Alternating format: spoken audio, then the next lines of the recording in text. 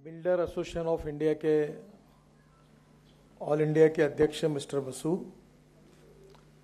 मंच पर उपस्थित मेरे सहयोगी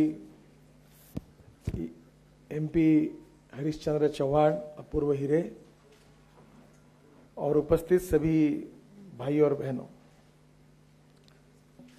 हमारे देश के निर्माण में बिल्डर्स, डेवलपर्स एंड कॉन्ट्रैक्टर्स, इनका बहुत बड़ा योगदान है।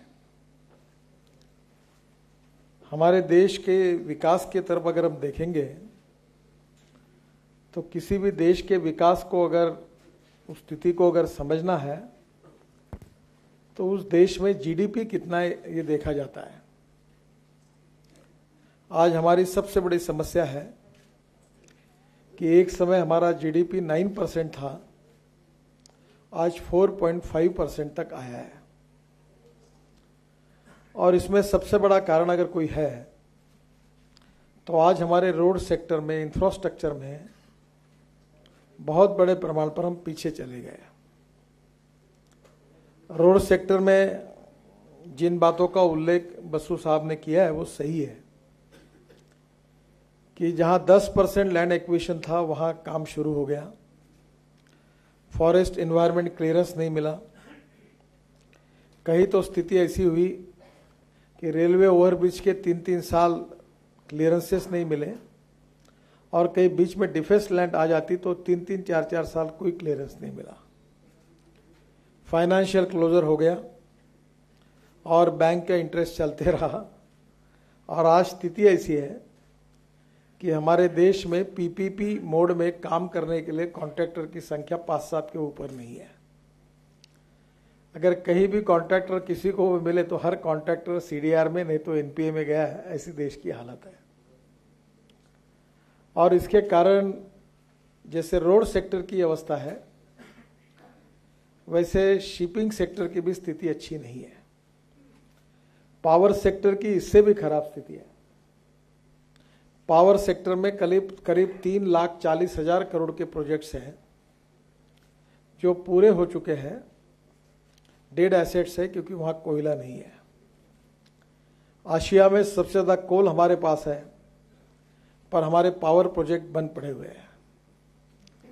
रोड सेक्टर में 189 प्रोजेक्ट्स राष्ट्रीय महामार्ग पर, जिसमें 1,80,000 करोड़ जिसकी कीमत है, वो लगभग बंद पड़े हुए हैं। और बैंकों की स्थिति भी अच्छी नहीं है। और ऐसे स्थिति में देश को अगर प्रगति और विकास की ओर अगर ले जाना है और 4.5% से जीडीपी को अगर 9% तक पहुंचाना है तो सबसे इंपॉर्टेंट सेक्टर अगर कोई है जिसकी तरफ विशेष ध्यान देने की आवश्यकता है वो infrastructure, road sector, real estate का क्षेत्र है। और इसलिए मैं आप सबको विश्वास देना चाहता हूं कि नरेंद्र मोदी जी के नेतृत्व में हमारी सरकार इस सेक्टर को सबसे ज्यादा प्रायोरिटी देंगी और इसको बाहर निकालने की पूरी कोशिश करेगी। लैंड एक्विजिशन के बारे में भी प्रश्न है। मैं जैसे इंफ्रास्ट्रक्चर का भी मंत्री हूं वैसे ग्रामीण विकास का भी, और लैंड एक्विजिशन भी मेरे ही पास है। परसों मैंने पार्लियामेंट में कहा, जब एमपी तकरार कर रहे थे कि काम शुरू नहीं हुए, तब मैंने कहा कि आप ये प्रॉब्लम्स है और मैं हर आपके पार्लियामेंट्री कॉन्स्टिट्यूंसी में रोड के काम में क्या प्रॉब्लम है इसका प्रेजेंट स्टेटस लेकर आपको इन्फॉर्मेशन देता हूं। और मेरा आपसे अनुरोध है कि इसको किस प्रकार से मार्ग निकालना, इसके लिए आप मदद करिए। आज हमारा एविएशन सेक्टर जो है वो भी तकलीफ में है।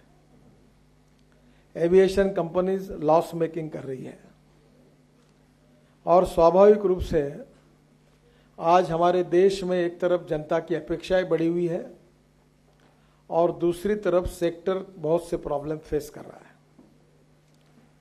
कुछ बातें महत्वपूर्ण है जो हमने इस समय निर्णय किया है कि अब पब्लिक प्राइवेट इन्वेस्टमेंट इस समय थोड़ा सा कठिन है। हम उसको इनकरेज करना चाहते हैं क्योंकि हिंदुस्तान का पहला बीओटी रोड जो बनाने का मुझे सौभाग्य मिला वो नासिक मुंबई रोड पर ठाणे भिवंडी बाईपास जो है वही पहला रोड था। और वो रोड ने हिंदुस्तान में पीपीपी मॉडल की शुरुआत की। पर आज स्थिति ऐसी है कि अगर प्राइवेट सेक्टर में अगर इन्वेस्टमेंट करने की क्षमता नहीं है तो हमने ये तय किया है कि हम ईपीसी मोड पे जाएंगे और इस समय 2 साल के लिए मैक्सिमम प्रायोरिटी, अगर हमको पीपीपी मॉडल पर अगर कोई नहीं मिलता तो ईपीसी मॉडल पर हम काम शुरू करेंगे। मेरा विश्वास है कि आने वाले 3-4 महीने में करीब 60,000 करोड़ से ज़्यादा काम हम ईपीसी मॉडल में देश में निश्चित रूप से शुरू करेंगे। अगर ये काम अगर जोरों से शुरू हो जाएंगे तो कॉन्ट्रैक्टर को भी निश्चित रूप से उनको काम मिलेगा। जहाँ तक ये पीपीपी मॉडल जो है, इसमें जो अड़चन है उसके बारे में मैंने 2 दिन लगातार दिल्ली में कॉन्ट्रैक्टर, बैंकर्स, स्टेट गवर्नमेंट के अधिकारी और एनएचए और हमारे अधिकारियों की मीटिंग ली। आज ही सुबह मैं दिल्ली से लेकर जयपुर हाईवे पर गया था और उस हाईवे का काम बंद पड़ा था, हमने शुरू किया है।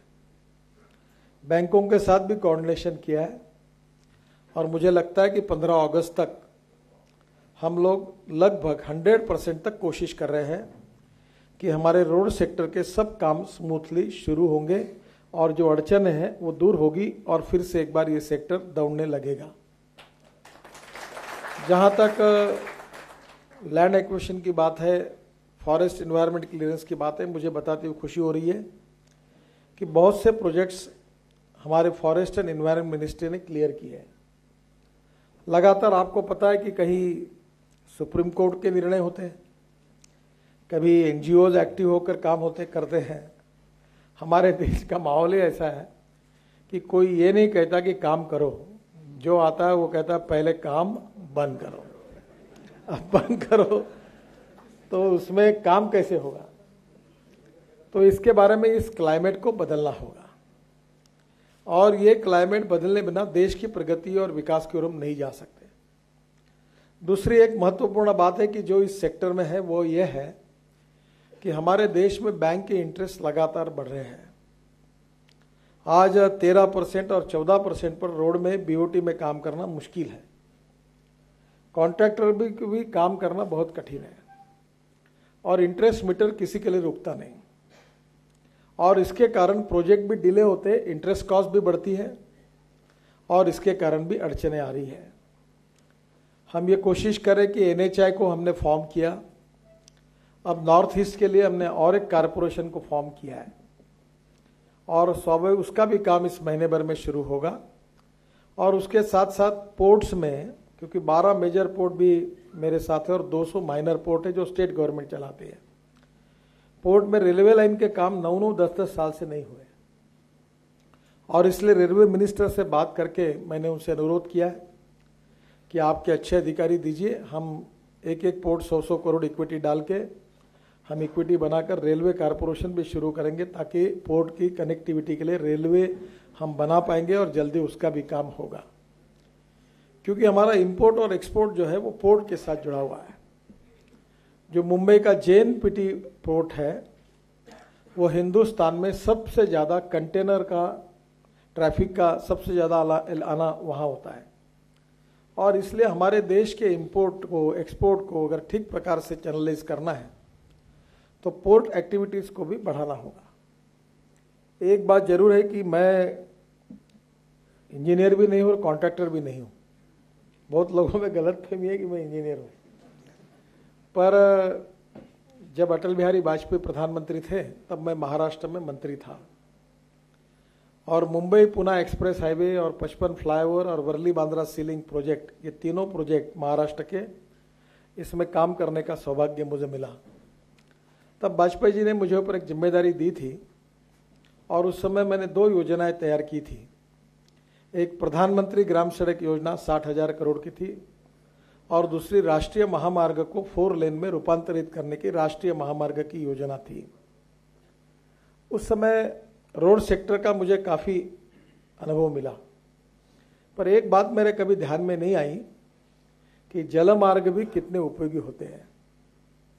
जब मैं शिपिंग का मिनिस्टर बना हूं तब inland waterways, shipping and ports, ये 3 विभाग मेरे पास है और इनलैंड वाटरवेज का जब मैंने अध्ययन किया तब मुझे ध्यान में आया कि इसमें देश में और फायदा होगा, क्योंकि रोड से जाने के लिए अगर 1.5 रुपये किलोमीटर समझो खर्चा आता है, तो रेलवे के लिए 1 रुपये, और इनलैंड वाटरवेज अगर होगी तो 50 पैसे में।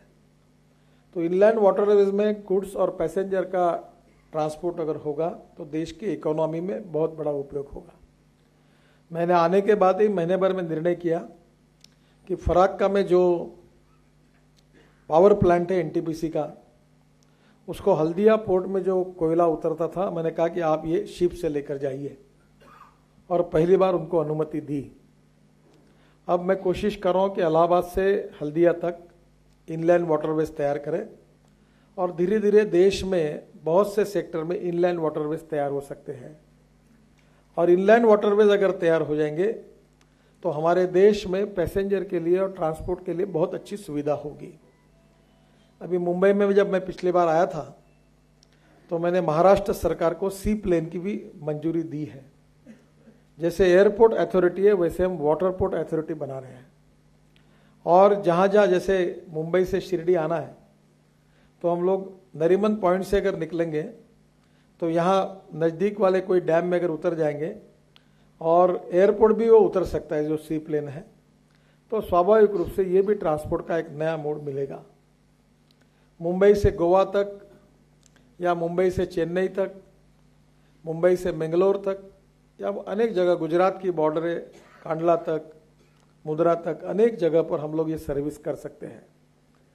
मेरे ध्यान में आया कि कुछ ऑटोमोबाइल कंपनीज चेन्नई में है, वॉक्सवैगन है, टोयोटो है, और उनकी गाड़ियाँ जो है वो ट्रक से उत्तर भारत में दिल्ली में आती हैं, और दिल्ली की मारुति सुजुकी गाड़ियाँ लेकर ट्रक चेन्नई में जाते हैं, साउथ में जाते हैं।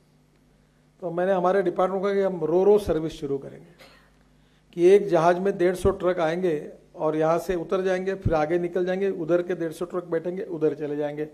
तो चेन्नई से मुद्रा तक ट्रक जहाज में बैठ के आएंगे, जैसे कोंकण रेलवे ने शुरुआत की थी। ऐसे बहुत सी जगह पोटेंशियल है, और इसलिए हमारे देश में इंफ्रास्ट्रक्चर को बढ़ाने से जीडीपी बढ़ेगा। और हमने ये तय किया है कि जीडीपी अगर कम से कम 2% बढ़ाने का काम ये मेरा डिपार्टमेंट कर सकता है। और इसमें आपने कही वो बहुत सी अड़चने हैं। विशेष रूप से अभी 2 दिन पहले मैंने निर्णय किया है कि इसके बाद राष्ट्रीय महामार्ग को हम सीमेंट कंक्रीट में करेंगे।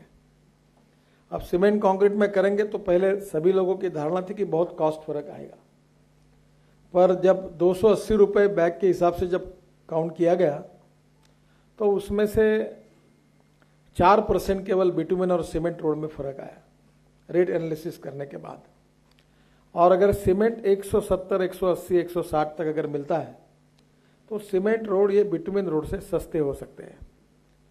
सीमेंट रोड के लिए 100 साल कुछ नहीं, मेंटेनेंस कॉस्ट नहीं लगेगी, और सीमेंट हमारे देश में है और बिटुमेन हमको इंपोर्ट करना पड़ता है। पर जैसे हम निर्णय करते हैं वैसे सीमेंट इंडस्ट्री कार्टेल करती है, और कार्टेल के कारण भी रेट बढ़े हैं। हमारे यहाँ सीमेंट इंडस्ट्री जो हो 30%, 40% उसके प्रोडक्शन कैपेसिटी यूज कर रहे हैं, पर लो प्रोडक्शन करके हायर मार्जिन पर वो सीमेंट बेचते हैं। मैंने लगातार उनको आह्वान किया कि आप मोर प्रोडक्शन करिए, लेस प्रॉफिट कमाइए और देश के हित में काम करिए। अब आप इसेंशियल कमोडिटीज में तो सीमेंट को नहीं डाल सकते, और सब जगह रेगुलेटेड अथॉरिटी अगर तैयार करेंगे तो भी अड़चन आएगी। पर मुझे विश्वास है कि इसका एक ही उपाय है कि more competition, more benefit to the consumer. जब मुंबई में जब मैं 55 फ्लाईओवर्स बना रहा था तो 2 ही कॉन्ट्रैक्टर क्वालिफाई हुए थे। तब मैंने कहा कि ऐसा नहीं होगा, अगर कॉन्ट्रैक्टर को क्वालिफाई करना है तो मुझे हमारे सेक्रेटरी जी ने कहा कि इनके पास मशीन नहीं है, तो मैंने कहा 10% मशीनरी एडवांस देंगे। बोले इंपोर्ट करना पड़ेगा। उस समय रेडीमिक्स कंक्रीट प्लांट हमारे देश में नहीं होते थे, पेवर नहीं थे, वो जो पाइलिंग मशीन्स नहीं थी। मैंने कहा इनको 10% एडवांस दो, इनको लाने के लिए मदद करेंगे, एक ड्यूटी भी होगी, हम भी भरेंगे।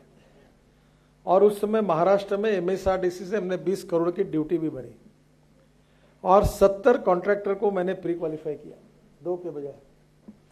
परिणाम ये हुआ कि 1800 करोड़ के फ्लाईओवर 1000 करोड़ में बने और 800 करोड़ का सेविंग हुआ। आपने कहा कि सीमेंट का कार्टेल नहीं होना चाहिए, तो बसु साहब कॉन्ट्रैक्टर का भी कार्टेल नहीं होना चाहिए। कार्टेल कोई भी हो बुरा है, या आप भी बोल रहे मैं भी बोल रहा, पर ये पूरा सुन नहीं रहे आपका। 5 काम निकलते तो इनको मालूम है कैसे पटा लेना सबको, और इसलिए cartel is not good for the country. और इसलिए कंपटीशन होनी चाहिए, क्वालिटी बढ़नी चाहिए, और कंपटीशन होने के लिए प्रोडक्शन बढ़ना चाहिए। सीमेंट की और फैक्ट्री खोले। अभी मैं कह रहा था कि हमारे यहाँ कल ही मेरे पास एक रिप्रेजेंटेशन आया था कि स्टील इंडस्ट्री में जो स्लैग निकलती है उसको एग्रीगेट करके यूज करके उसके रोड बने हैं। मुझे तो बताया गया है कि उसमें सीमेंट की जो कंक्रीट की जो लेवल है वो भी कम होगी तो भी चलेगा, क्योंकि वो बहुत मजबूत है। और इसलिए स्लैग यूज करने के लिए 4-5 साल से यूज करना नहीं करना यही चल रहा है। कल मैंने इंडियन रोड रिसर्च ऑर्गेनाइजेशन को कहा कि आप जल्दी ये दोनों रोड, एक टाटा ने जमशेदपुर में बनाया और एक सज्जन जिंदल जी ने उनके अलीबाग के फैक्ट्री में बनाया। मैंने कहा दोनों रोड आप चेक करो, और चेक करने के बाद तय करो कि ये अच्छा है या नहीं है, सर्टिफाई करो। बहुत बड़ा मटेरियल उपलब्ध है, और स्लैग में भी वो सीमेंट बन सकता है। तो जितना जितना सीमेंट बन सकता है उतने उतने लोग फैक्ट्री डालो। More production, more competition, more benefit to the consumer, ताकि कोई कार्टेल नहीं कर सके। और इसलिए स्वाभाविक रूप से मेरे मन में विचार है कि हम लोग रेट कॉन्ट्रैक्ट करें, और उसमें 24 आवर में पेमेंट मिलेगा। अगर सीमेंट लेंगे और स्टील लेंगे तो नेचुरली कॉस्ट कॉम्पिटिटिव आएगी।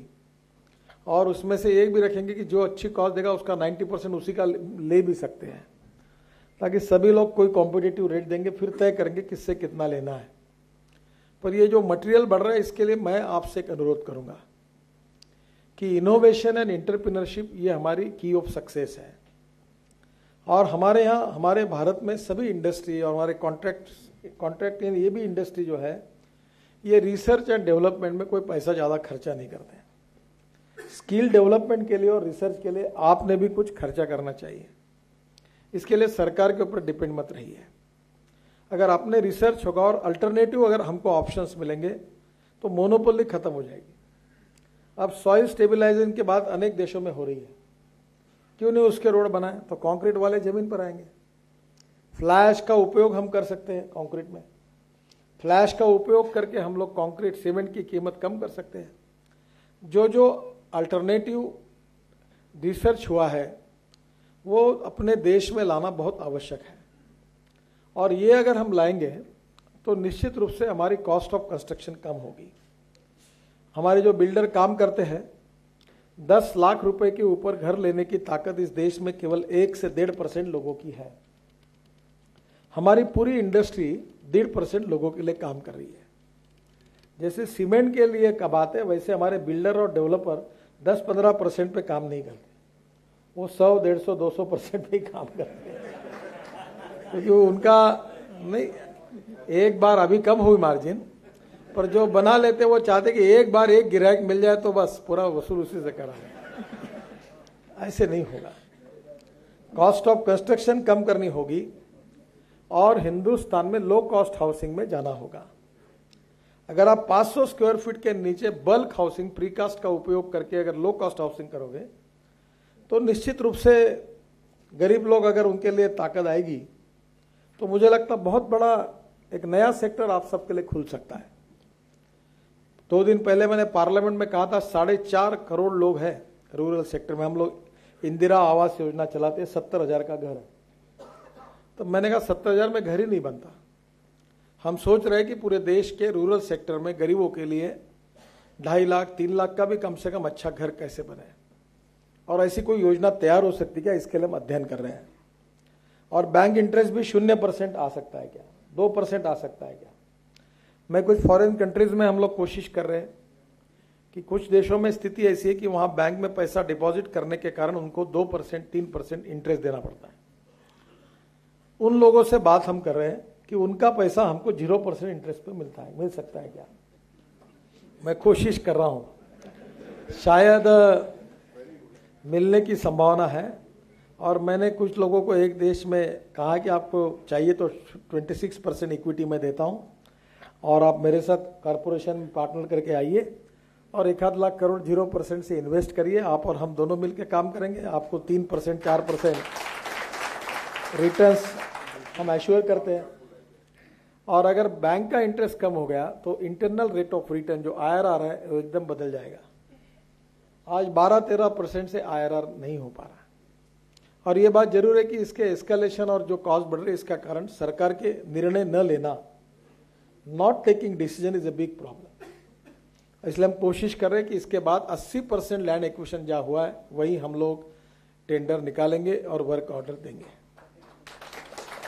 और आप लोगों ने भी लालच में आकर 10% लैंड एक्विजिशन था, फॉरेस्ट में क्लियर नहीं था, तो भी आपने किस प्रकार से ठेके मिला है इसकी मुझे जानकारी है और ले लिए काम लालच में आके। तो मैं अक्सर एक सलाह देता हूं लोगों को, चाहे पॉलिटिक्स हो, चाहे बिजनेस हो, चाहे इंडस्ट्री हो, चाहे कॉन्ट्रैक्टरशिप हो, shortcut cut you short. Long term honesty, patience, credibility, clarity and transparency is a good policy. Shortcut मत मारिए। आज कहीं भी मैनेज करके एक आधा प्लान आप मंजूर करके जमा लेंगे महानगर पालिका से, कारपोरेशन से, पर आजकल कोई राइट ऑफ इंफॉर्मेशन आया है, PIL डालता है, ये भी लोगों का बड़ा व्यवसाय शुरू हुआ है। तो नेचुरली वो तुरंत आपको आएगा और फिर कोई तकलीफ शुरू होगी, फिर PIL जाएगी, फिर कोर्ट में जाएगा। तो उसके कारण बेस्ट वे इज नियम से काम करना अच्छा है। और नियम से काम करोगे तो लॉन्ग टर्म पर आपका नुकसान नहीं होगा। इसलिए clarity, credibility is very important. और मुझे ऐसा लगता है कि अगर इसमें इंडस्ट्री को अगर आगे ले जाना है प्लान आप तो कॉस्ट ऑफ कंस्ट्रक्शन, ये जैसे सीमेंट के रेट कम होंगे वैसे आपको भी ढूंढना होगा कि कॉस्ट ऑफ कंस्ट्रक्शन कैसे कम हो सकती है। जो आपके कोड है, चाहे वो कंस्ट्रक्शन के इंडस्ट्री के कोड हो, ब्रिज के हो, फ्लाईओवर के हो, कंक्रीट रोड के हो, मैं आपको इंडस्ट्री के लोगों को और फिर कोई तकलीफ शुरू होगी, इंटरनेशनल कोड क्या है और हमारे देश में कोड क्या है, इसका अभ्यास करके, अध्ययन करके आप नियम से काम करना। पर आपकी जितनी एसोसिएशन है, हमारी IRC, ये टेक्निकल काम में ज्यादा समय नहीं देते हैं और इसके रिसर्च और कोड और जो टेक्निकल बातें वो ज्यादा आपके तरफ से नहीं आती। आप मांगे तो आती है, वो तो आनी भी चाहिए, पर इसके साथ साथ इस इंडस्ट्री में अगर क्वालिटेटिव रिफॉर्म करना है तो केवल सरकार के भरोसे नहीं होगा। ये रिफॉर्म करना है तो इंडस्ट्री को भी कुछ उसके लिए अपना योगदान देना है। अगर इंडस्ट्री योगदान देगी तो लॉन्ग टर्म इंडस्ट्री भी बेनिफिट होगी। मैंने नागपुर में असंगठित क्षेत्र के कामगारों के लिए ऐसे ही घर बनाए, पुटीबोरी MIDC में, आज से 4 साल पहले बनाए। 15 रुपए स्क्वायर फीट से MIDC से प्लॉट लिए थे और पहले 180 मकान केवल 400 रुपए स्क्वायर फीट के भाव से बनाए कंक्रीट के, और फिर उसके बाद 580 रुपए के भाव से 600 मकान बनाए। तो कॉस्ट ऑफ कंस्ट्रक्शन कम हो सकती है। मैं तो इंजीनियर भी नहीं और कॉन्ट्रैक्टर भी नहीं हूं, मैं गरीबों के लिए काम कर रहा था वो सेवा के रूप में। तो मुझे ऐसा लगता है कि धीरे धीरे अगर इसमें से कोई रिसर्च होगा। एक 15 दिन पहले हैदराबाद के कुछ लोग मुझे कंक्रीट एसोसिएशन वाले आए थे, उन्होंने होलो ब्लॉक्स बनाए फ्लैश यूज करके, वेट कम है। हाई राइज बिल्डिंग में अगर ब्लॉक्स का वेट कम हो जाता है तो स्टील कम लगता है, तो कॉस्ट कम होती है। ये जो इनोवेशन है इसके पीछे भी लगना चाहिए और इनोवेशन के बारे में प्रयोग करके उसको, जैसे पेटेंट रजिस्टर होते हैं वैसे इनोवेशन में जो अनेक प्रयोग होते हैं उसको रजिस्टर करके सभी कॉन्ट्रैक्टर तक पहुंचाना चाहिए। कॉस्ट ऑफ कंस्ट्रक्शन कम नहीं होगी तो कहां से घर खरीदी करेंगे लोग? सब जगह कोई नासिक और कोल्हापुर नहीं है जहां पेइंग कैपेसिटी है। जहां पेइंग कैपेसिटी नहीं है वहां इंडस्ट्री कैसे चलेगी? और आज लोगों की ताकत नहीं है। दूसरी तरफ GDP 4.5% पे आया है। एग्रीकल्चर ग्रोथ रेट हमारे महाराष्ट्र में माइनस हुआ है। हमारा इंपोर्ट एक्सपोर्ट का इम्बैलेंस $350 बिलियन है और हमारे देश में करीब 70 से 80 हजार करोड़ का एडिबल ऑयल हम इंपोर्ट कर रहे हैं और हिंदुस्तान में हमारे सॉफ्टवेयर इंजीनियर वर्ल्ड में सब जगह काम कर रहे हैं फिर भी $60 बिलियन का हम computer hardware, mobile phone, laptop और कंप्यूटर हार्डवेयर इंपोर्ट कर रहे हैं। हमारे देश की क्षमता बढ़ानी होगी। हमारे देश में जो टैलेंट है उसको इनकरेज करना होगा। हमारे देश के कॉन्ट्रैक्टर को भी ताकतवान बनाना होगा। मैं तो जल्दी ही कोशिश करने वाला हूं कि जैसे ही हमारे काम सब रेगुलराइज हो जाएंगे तो मैंने NHI को कहा है कि NHI इंटरनेशनल बनाओ और वर्ल्ड में काम करने के लिए हम जाएंगे ताकि पूरे दुनिया में अच्छे रोड हम बना सकते हैं। हमारे में क्षमता है। जब मुंबई पुणे एक्सप्रेस हाईवे का काम हुआ था तो 3600 करोड़ का टेंडर आया था। उस समय रिजेक्ट किया तो बहुत लोगों में क्रिटिसिज्म आया, पर हमारे उस समय के PWD के इंजीनियर्स जो थे उनने मेहनत की और आप अगर इस हाईवे पर जाएंगे तो देश का सबसे अच्छा हाईवे है और 3600 करोड़ का हाईवे केवल 1600 करोड़ रुपए में बना और 2000 करोड़ रुपए का सेल है। तो इंजीनियर में कैपेबिलिटी है, पर आजकल तो इंस्टॉलेशन और ये वैसे तो कॉन्ट्रैक्टर भी इसमें माहिर है। क्लेम्स डालने के लिए लोगों ने अपने यहाँ 4-4 लॉयर ही रखे हुए हैं और NHI में काफी क्लेम्स का सेटलमेंट हुआ। मैंने NHI चेयरमैन को कहा कि इसको जल्दी निपटाइए। अब मुझे ऐसा लगता है कि आप भी पैसे कमाइए, देश के लिए भी एसेट क्रिएट करिए, डिस्प्यूट खत्म करिए, fast track decision making process होगी, क्वालिटी ऑफ कंस्ट्रक्शन अच्छा होगा और कॉस्ट ऑफ कंस्ट्रक्शन कम होगा, बैच कम करते जाएंगे तो धीरे धीरे ये सेक्टर और आगे बढ़ते जाएगा। सबसे इंपॉर्टेंट बात अगर कोई इस सेक्टर की है तो इस सेक्टर में मैक्सिमम एम्प्लॉयमेंट पोटेंशियल की क्षमता है। अब रोजगार, हमारे देश में बेरोजगारी देश की सबसे बड़ी समस्या है। मैं जब महाराष्ट्र में मंत्री था तो मैंने इंजीनियर्स, ग्रेजुएट और डिप्लोमा होल्डर्स के लिए उस समय 15 लाख रुपए का काम without tender estimate cost per देने का निर्णय किया। आज महाराष्ट्र में करीब 50 से 60 हजार युवा लड़के हैं जो कॉन्ट्रैक्टर बने और अच्छा काम कर रहे हैं, मर्सिडीज गाड़ी में घूमते हैं। और जब मैं कभी पुणे जाता हूँ तो मुझे लोग 30-40 इंजीनियर मिलते कि आपने आपको अवसर दिया, अब हम अच्छा काम कर रहे हैं। आज हमारे इरिगेशन में बहुत बड़ा पोटेंशियल है। पानी के लिए तो बहुत बड़े, अभी जैसे मैंने कहा जलमार्ग योजना है, वैसे वाटर कंजर्वेशन के लिए बहुत बड़ा काम है।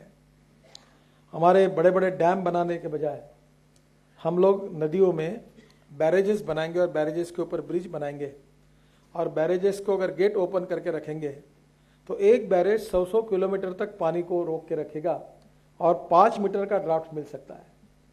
हमारे जो पुणे के इंस्टीट्यूट है उनसे मेरी बातचीत हुई। हम जब गंगा में काम कर रहे हैं तो इलाहाबाद से हल्दिया तक हम लोग बैरेजेस बना रहे हैं और 5 मीटर डेप्थ का और 45 मीटर वेट का हम उसमें ड्राफ्ट बना रहे हैं, जिसमें 10,000 टन का भी शिप चल सकता है।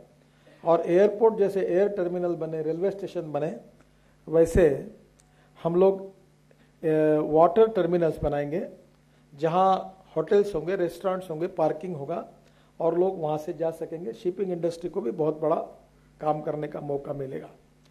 आज नेशनल हाईवे पे 1,31,000 लोगों का एक्सीडेंट के कारण मृत्यु होता है। आज मैं आया था तो मुझे डॉक्टर अहेर कह रहे थे कि यहाँ भी फ्लाईओवर चाहिए, वहाँ भी चाहिए। मैंने बोला एक बार BOT में जो बना लेता है फिर फ्लाईओवर कैसे बनाए, पैसा कहाँ से लाए। और आज लोग ये टोल के कारण भी त्रस्त हैं। कभी कभी मुझे भी लोग महाराष्ट्र में दोष देते क्योंकि टोल का शुरुआत मैंने की, पर टोल ये नहीं, टोल के बारे में पॉलिसी बनाई थी कि 50 किलोमीटर के बीच में टोल स्टेशन नहीं आएगा। और टोल के बारे में भी जिस प्रकार से प्रोजेक्ट दिए जाते हैं, जो कॉस्ट बढ़ाई जाती है, वो दुर्भाग्यपूर्ण है। पूरी ट्रांसपेरेंसी से काम होना चाहिए। और आज ऐसा हो गया कि लोगों में इसके प्रति बहुत बड़ा नाराजी आई है। एक बात जरूरी है कि if you want good services you have to pay for it. आपने होटल में कॉन्फ्रेंस ली तो उसने आपसे लाखों में बिल लिया होगा। अगर फुकट में करना है तो गार्डन में करो। अगर आपको अच्छे एयर कंडीशन हॉल में करना है तो you have to pay for it. अब सरकार के पास पैसा नहीं है, सरकार रोड नहीं बना सकती। ऑप्शन 2 ही है कि है वैसे ही रोड रहे या BOT पे जाए, पब्लिक प्राइवेट इन्वेस्टमेंट पे जाए। मुंबई और पुणे से जाने के लिए 8 घंटे लगते थे, अब 2.25 घंटे में जा रहे हैं। तो 2.25 घंटे में अगर आपका उतना पेट्रोल डीजल बचता है, समय बचता है, तो आप उसके बजाय में टोल दीजिए। अब लोग बोलेंगे कि सब फुकट में ही होना चाहिए, तो नहीं हो सकता, और आंदोलन करेंगे तो फिर नए प्रोजेक्ट खड़े नहीं हो सकते। और इसलिए स्वाभाविक रूप से आज हमारे यहाँ जैसे स्टेट ट्रांसपोर्ट के बस पोर्ट है, हमारे प्रधानमंत्री जी ने बड़ौदा में एक बस पोर्ट बनाया, अंदर जाने के बाद लगता है एयरपोर्ट है। बहुत बड़ा पोटेंशियल है इंफ्रास्ट्रक्चर में, इनलैंड वाटरवेज में है, नेशनल हाईवे में है, स्टेट हाईवेज में है, प्रधानमंत्री ग्राम सड़क योजना के कामों में है, अब रिवर कनेक्टिविटी इरिगेशन के काम आ रहे उसमें है, वाटर कंजर्वेशन के प्रोग्राम करेंगे उसमें है। देश की अगर जीडीपी बढ़ेगा तो हाउसिंग सेक्टर में आगे और प्रोत्साहन होगा, बैंक इंटरेस्ट कम होंगे, और निश्चित रूप से इसके कारण बहुत बड़ा एम्प्लॉयमेंट पोटेंशियल निर्माण होगा। मैं आपसे और एक अनुरोध करूंगा कि आपके सेक्टर में आप एक एक जिले में 4 कॉन्ट्रैक्टर मिलकर स्किल डेवलपमेंट के कॉलेज चलाइए। जैसे हम सोच रहे कि जो बड़ी बड़ी इंडस्ट्री है वो अगर इंजीनियरिंग कॉलेज, पॉलिटेक्निक कॉलेज और आईटीआई मांगती है तो उनको दे दो, वो उस क्षेत्र के युवाओं को वही तैयार करें और उनको रोजगार दें। आपके पास आप भी स्किल्ड मैन पावर के लिए, हमारे जो मंत्री है वो ऑलरेडी वर्क कर रहे हैं। आपके कंस्ट्रक्शन में जितने आपके कोर्सेस है वो शुरू करके, जैसे आपको बता दो, इसका बहुत बड़ा फायदा आपको होगा। हमारे यहाँ मेडिकल कॉलेज खुले महाराष्ट्र में, उन्होंने बसेस खरीदी की है, गांव में भेजते हैं, पेशेंट को ढूंढते हैं, हाथ पकड़कर गाड़ी में बिठाकर लाते हैं, चाय पानी नाश्ता करते हैं और उनको हॉस्पिटल लेकर आते हैं। आपको लगेगा कि ये सेवा भाव के कारण कर रहे हैं, सेवा भाव के कारण नहीं कर रहे। वो अपने हॉस्पिटल में पेशेंट इसलिए ला रहे हैं कि उनके बेड अगर बढ़ेंगे तो उनकी सीट बढ़ती है, और मेडिकल में एक एमडी के सीट की कीमत 1,50,00,000 के ऊपर है, और एमबीबीएस की सीट भी 30 लाख, 40 लाख, 50 लाख है। जितने बेड बढ़ते उतनी सीट बढ़ती है। और ये जो मैन पावर है, नर्सेस से लेकर सब, ये वो उनको कॉलेजेस खोलकर उनको लगभग लो प्राइस पर उपयोग में लाते हैं। अब आपने आपके इंडस्ट्री में अगर 25% स्किल के लिए ऐसे लोग लिए और उनको सिखाने की शुरुआत की तो आपकी cost of construction, labour cost कम होगी, क्योंकि ये पढ़ने वाले लोग जो है वो कम पैसे में काम करेंगे, ट्रेनिंग करके काम करेंगे, इंडस्ट्री का भी फायदा होगा और स्किल्ड मैन पावर भी तैयार होगी। हमारा देश आज लोग आबादी तो बहुत बढ़ रही है और बेरोजगारी की समस्या भी बहुत कठिन है। ऐसे स्थिति में skill development, research and development, reducing cost, using of different type of materials, इसमें आप लोगों ने प्रयोग करना चाहिए। आप लोगों ने मुझे कह रहे थे कि सरकार ने करने चाहिए। मैंने कहा जब नाक दबाते तब आप कैसे पैसे देते सबको? तब एक कॉन्ट्रैक्टर ने जितने पैसे दिए उसमें 50 स्किल डेवलपमेंट के कॉलेज खुल सकते हैं। जब मजबूरी आती तो सबको सब पॉलिटिकल पार्टी भी चलाने वाले आप में से लोग हैं, सभी पार्टियों को आप चलाते हैं, तो देना भी पड़ता है, क्योंकि आज जिंदा रहना है तो पानी में रहकर मछली के साथ बैर नहीं होता। तो मैं I can understand your problem. चाहे कोई भी कॉन्ट्रैक्टर कोई पार्टी का नहीं होता, वो रूलिंग पार्टी का होता है। और जो मंत्री बनता है उसके गले में हार डालता है और फोटो निकाल लेता है। मैं उसको दोष नहीं देता, क्योंकि ये भी आया तो वो भी आया, तो जो भी आया जीत भी आए पट भी आए, जीत तो मेरी होनी चाहिए। तो उसमें मैं दोष नहीं देता, क्योंकि आपको धंधा करना है और जो भी पार्टी जीते उसके साथ आपका काम पड़ने वाला है, तो मैं उसके लिए दोष नहीं देता। पर कम से कम ये करते समय जिस प्रोफेशन ने आपको प्रतिष्ठा दी, सम्मान दिया और कमाई दी, उसमें क्वालिटेटिव रिफॉर्म करने के लिए उस प्रोफेशन के लोगों ने भी कुछ कंट्रीब्यूट करना चाहिए। सरकार में रिसर्च का काम अच्छा नहीं होता। हमारे फॉरेन कंट्रीज में 2%, 3% का प्रॉफिट वहां की इंडस्ट्री रिसर्च एंड डेवलपमेंट के लिए खर्चा करती है। हमारा इंडियन ब्रेन बहुत कॉम्पिटेंट है, हमारे इंजीनियर्स, कॉन्ट्रैक्टर्स बहुत होशियार हैं। अगर हम इसमें यूज करेंगे तो ये इंडस्ट्री को बहुत अच्छा स्वरूप मिल सकता है। और ये क्वालिटेटिव अप्रोच जो है, ये एसोसिएशंस आगे आए, जितने आपके सेक्टर्स बने हैं। अभी जैसे ये मुझे मालूम नहीं, पर 30 मिलियन टन ये स्लैग अवेलेबल है जहाँ जहाँ स्टील इंडस्ट्री, वहाँ मैंने सुना कि पहाड़ लगे हुए उसके। अब ये यूज करेंगे तो आपका एग्रीगेट का प्रॉब्लम सॉल्व होगा। अनेक राज्यों में 2-2 साल स्टोन क्रशर के लिए परमिशन नहीं मिलती। अगर आपने ट्रायल बेसिस पर एक रोड बनाया रहता और उसको टेस्टिंग करके अगर कोई एजेंसी को दिया रहता और वो क्लियर हो जाता, तो वो अगर 30 मिलियन टन अगर वो आपको स्लैग मिल जाती तो ये स्टोन क्रशर के लिए ये जो नेताओं के चक्कर काटने पड़ते थे फॉरेस्ट को, काहे के लिए आपको जाना पड़ता था? आप अगर उसी को जो ऑप्शंस है, जो अल्टरनेटिव्स है, जो इनोवेशंस हैं, इसमें आप लोगों ने भी इनकरेज करना चाहिए। आपने कई भी बातों में मुझे कहा है कि सीमेंट के प्राइस के बारे में, और मैं भी चिंतित हूं, क्योंकि प्रोडक्शन कॉस्ट क्या है। पर एक बात जरूर है, सीमेंट की प्रोडक्शन कॉस्ट की बात करेंगे तो लोग ये भी पूछेंगे कि कॉस्ट ऑफ कंस्ट्रक्शन भी क्या है, और उसमें बैच कितना है, एस्केलेशन कितना है, और प्रॉफिट कितना है। मैं तो चाहता हूं कि देश ऐसा बने कि maximum production, minimum profit, good quality, more turnover और सबको रोजगार। So this can be good formula जो विन विन सिचुएशन में है, और इसमें से ये इंडस्ट्री बहुत बड़ा कंट्रीब्यूट कर सकती है। टूरिज्म ये ऐसी इंडस्ट्री है जिसमें 49% ऑफ द कैपिटल ये बेरोजगारों को रोजगार देने के लिए खर्चा होता है, और मुझे विश्वास है कि टूरिज्म में भी कंस्ट्रक्शन के लिए बहुत अच्छा अवसर है। हमारे यहाँ हिल स्टेशन में महाबलेश्वर, लोनावाड़ा, खंडाला में जगह नहीं मिलती। नए हिल स्टेशन डेवलप होंगे तो नेचुरली वहाँ अच्छी तरह से डेवलपमेंट होगी। हमारे यहाँ जब मैं फॉरेन कभी जाता हूँ, स्विट्ज़रलैंड में जब गया था, तो मैं जब 2-3 शहरों में देखा तो ऐसा लगा इंडिया में आया हूँ। सब पुणे, मुंबई, गुजरात, महाराष्ट्र के लोग उधर स्विट्ज़रलैंड में। साउथ अफ्रीका गए तो मसी मारा में अपनी लोग।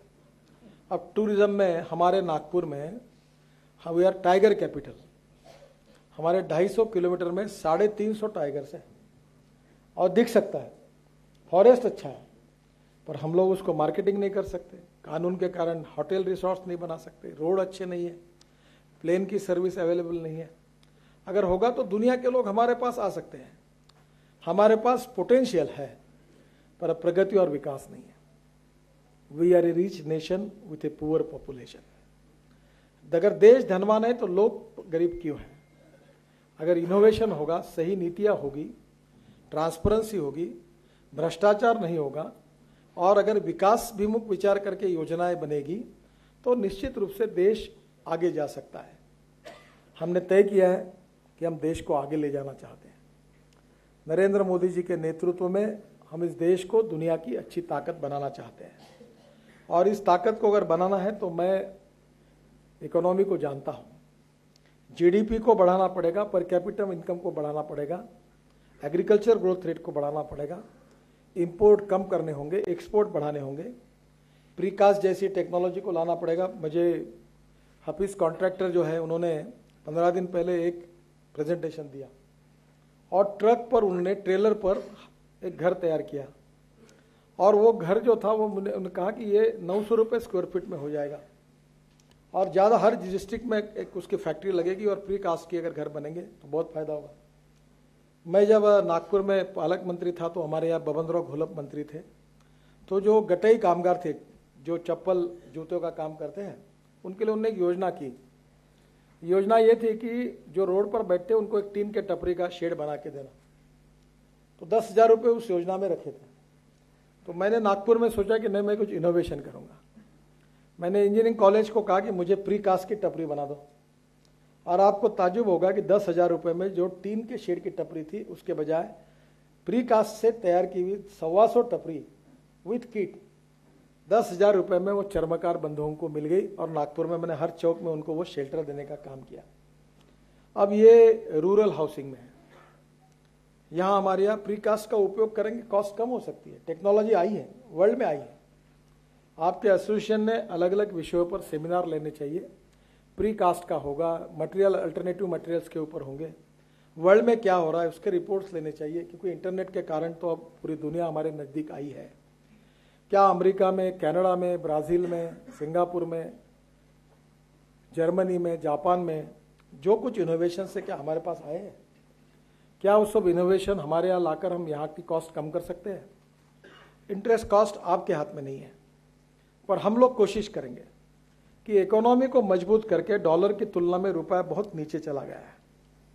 मुझे याद है कि हम सपना देख रहे हैं कि हम 40 रुपये तक रुपये को ले आएंगे, और उसके लिए समय लगेगा। हमने प्रश्नों को और समस्या को ठीक प्रकार से समझा है, और इसमें से मार्ग निकालकर भारत आगे कैसे जाए, एग्रीकल्चर में आगे जाए, इंडस्ट्री में आगे जाए, सर्विस सेक्टर में आगे जाए, टूरिज्म में आगे जाए, हॉस्पिटलिटी में आगे जाए, कंस्ट्रक्शन में आगे जाए और लोग प्रगति और विकास की ओर चले।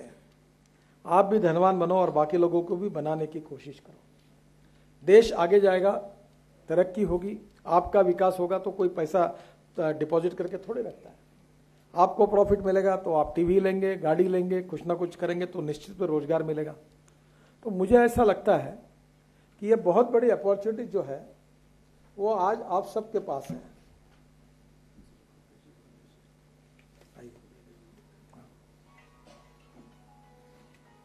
ये ऑलरेडी ये परमिशन मुझे लगता है कि ये भी आसान करना चाहिए, पर अब जितने बार आप लोग हमारे आते हैं उतने हम मंत्री बड़े आनंद में होते हैं, क्योंकि आपका हर बार आना हमारे राजनीतिक नेताओं को अलग अलग प्रकार के आनंद दिलाता है। तो इसलिए हमारे यहाँ प्रवृत्ति रहती है कि आप कितने बार चक्कर काटें, पर मैं कोशिश करूँगा कि कोई कॉन्ट्रैक्टर ऑफिस में ना आए। हमारे MSRDC में हमने एक्सपेरिमेंट किया था कि 24 घंटे में पेमेंट मिलता था और कॉन्ट्रैक्टर खुद अपना पेमेंट निकालता। मैंने RC सिन्हा जो हमारे उस समय के MD थे उनको मैं दिल्ली लेकर गया हूँ और मैंने उनको कहा कि NHI में और मिनिस्ट्री में ऐसी सिस्टम लाइए कि कॉन्ट्रैक्टर खुद अपना पेमेंट निकाले, उसको जरूरत नहीं किसी के पास जाके बिल देने की। पर एक बार अगर गलती करेगा तो फिर उसकी ये सहूलत निकल जाएगी। वो जो नॉर्म्स है, जो हिसाब है, उसके साथ काम करें। आप भी नियम से चलिए, हम भी नियम से चलेंगे, पूरी ट्रांसपेरेंसी रखेंगे, आपको भी प्रोत्साहित करेंगे, इनोवेशन को सपोर्ट करेंगे और इस इंडस्ट्री को अपग्रेड करिए। मैं कॉन्ट्रैक्टर नहीं हूँ, इंजीनियर नहीं हूँ, पर मुंबई पुणे हाईवे और फ्लाईओवर्स के कारण हिंदुस्तान की कंस्ट्रक्शन इंडस्ट्री का अपग्रेडेशन हुआ, क्योंकि मैंने कहा वो वाइब्रेटिंग रोलर लाओ, रेडी मिक्स कंक्रीट प्लांट लाओ, पाइलिंग मशीन्स लाओ, धीरे धीरे अभी क्रेन्स भी आ गई। अब वो पहले रोड पर वो पाइलिंग मशीन नहीं रहती तो 3 महीने वही खोदने का काम होता था। और एक अड़चन है, अच्छे काम करने वालों को सरकार में सम्मान नहीं मिलता और बुरे काम करने वालों को सजा नहीं मिलती। मैंने कहा आज ही हमारे सेक्रेटरी DPR बनाने वालों को एक बार कार्रवाई करो इनके ऊपर। ये DPR इतने जल्दी गलतियां इतनी करके रखी कि अब उसके परिणाम हम भुगत रहे हैं। तो अब हमने ये तय किया कि DPR आने वाले 5 साल में जितने लाख 2 लाख करोड़ के काम हो गए उसके DPR planning in advance detail हम बनाएंगे और DPR हमारे शेल्फ में रखेंगे और उसके साथ साथ हम लोग फॉरेस्ट एनवायरनमेंट क्लियरेंस और लैंड एक्विजिशन का काम शुरू कर देंगे। हमारे ऐसा जब पानी चाहिए तब हम कुआं खोदने का काम शुरू करते हैं, तो उसके बाद ये समय बचेगा। और दूसरा एक अच्छा है, कंपटीशन भी होनी चाहिए। मुंबई में जब फ्लाईओवर बने तो हमने एक नियम बनाया था कि जो 1 दिन पहले काम करेगा उसको 1 लाख रुपए अवार्ड मिलता था, जो 1 दिन लेट करता था उसको 1.5 लाख रुपए फाइन होता था। तो मुझे लगता है कि वर्क कल्चर उससे बदल गया। आप भी खूब काम करिए, क्वालिटी का काम करिए। ऑब्स्टेकल्स तो होते ही है, ऑब्स्टेकल्स और समस्याएं कहाँ नहीं है, हर फील्ड में समस्या है, प्रॉब्लम्स है। पर मैं बहुत बार एक बात को दोहराता हूं कि there are some people who convert problems into opportunities and there are some people who convert opportunities into the problems. तो समस्याओं के साथ लड़कर आगे जाना ये तो जीवन का स्वभाव होना चाहिए और समस्याएं सब जगह होती है और समस्या को सामने लेकर उस पर मात करके आगे जाना ही सक्सेस स्टोरी होती है। इंडस्ट्री बहुत बुरी स्थिति से चल रही है, यू आर फेसिंग क्राइसिस और मैं इसको समझ रहा हूं और इन समस्याओं से आपको बाहर निकालकर हमको देश को आगे ले जाना है, 9% GDP तक जाना है। और मेरा विश्वास है कि केवल 2% का कंट्रीब्यूशन ये हमारी रोड सेक्टर, इंफ्रास्ट्रक्चर और ये रियल इस्टेट की इंडस्ट्री केवल 2% का GDP देश में बढ़ा सकती है। मैं अपने तरफ से आपने जो प्रश्न और समस्या मेरे सामने रखी है उसको सुलझाने की निश्चित रूप से कोशिश करूंगा और आपको भी शुभकामना और शुभेच्छाएं दूंगा कि पॉजिटिव अप्रोच के साथ, हिम्मत के साथ आप आगे आइए। जितनी भी समस्या होगी हमें बताइए, जितना हमसे होगा उसको सुलझाने की कोशिश करेंगे और हम सब लोग मिलकर हमारे देश को सुखी, समृद्ध और संपन्न बनाने के लिए, वर्ल्ड की एक बड़ी ताकत बनाने के लिए आप सबके सहयोग से, हमारे प्रधानमंत्री नरेंद्र मोदी जी के नेतृत्व में हम सब लोग सफल होंगे, देश आगे जाएगा। अच्छे दिन।